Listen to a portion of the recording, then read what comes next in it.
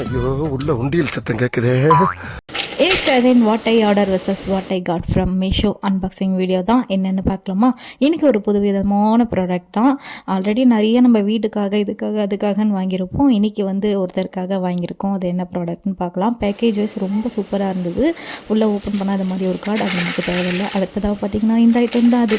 இது வேறு ஒன்றும் இல்லைங்க. இந்த ஷேப்ஸ்லாம் எங்கள் ஜூனியரும் கொஞ்சம் வளர்ந்துட்டார். எஜுகேஷன் வைஸ் அதை நான் சொல்லித்தரணும் இல்லையா, அதுக்காக தான் இதை வாங்கியிருந்தேன்.